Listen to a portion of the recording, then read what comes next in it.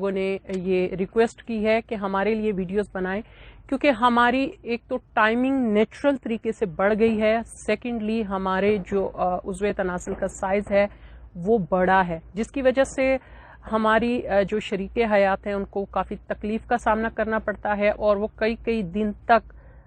مباشرت کے لیے راضی نہیں ہوتی، تو جس کی وجہ سے ہم بہت زیادہ پرابلم میں ہیں۔ تو ہمارے لیے کوئی ایک ایسی ویڈیو بنا دے جس سے ہمیں اس کا حل مل جائے۔ تو ناظرین، آپ کو پہلے سے ہی بتا دوں کہ بہت سارے لوگوں کا یہ ماننا ہے کہ شاید لمبا سائز جو ہے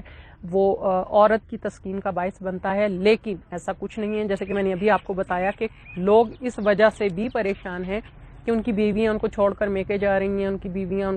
ان کو قریب نہیں آنے دیتی، صرف عضو خاص کی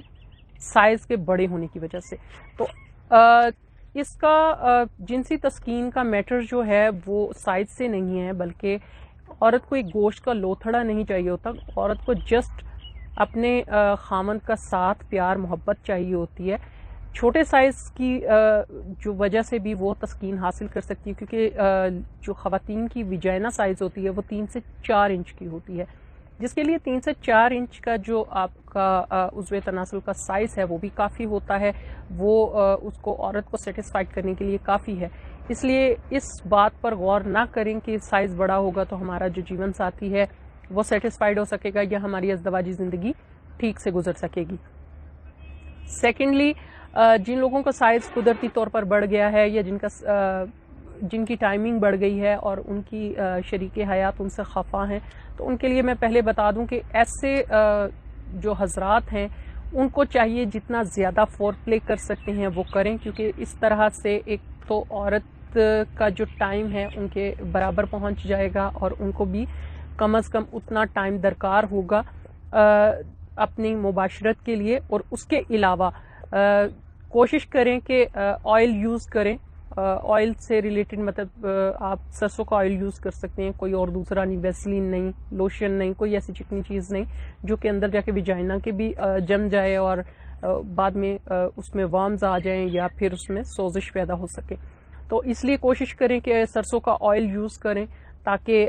چکناہٹ کی وجہ سے کسی کو زیادہ پرابلم نہ ہو، نہ آپ کو نہ آپ کی شریک حیات کو۔ تو اس طرح سے فور پلے کا ٹائم اگر زیادہ ہوگا تو آپ کی اپنی بھی جو ٹائمنگ ہے ان کے ساتھ میچ کر جائے گی آپ کی شریک حیات کے ساتھ، جس کی وجہ سے دونوں کو کوئی پرابلم نہیں ہوگا، کیونکہ لمبے سائز کی وجہ سے عورت ہمیشہ جو ہے وہ درد جو ہے وہ برداشت نہیں کر پاتی، اور اسی وجہ سے وہ کئی دنوں تک اپنے شریک حیات کو اپنے قریب نہیں آنے دیتی، جس کی وجہ سے دونوں میں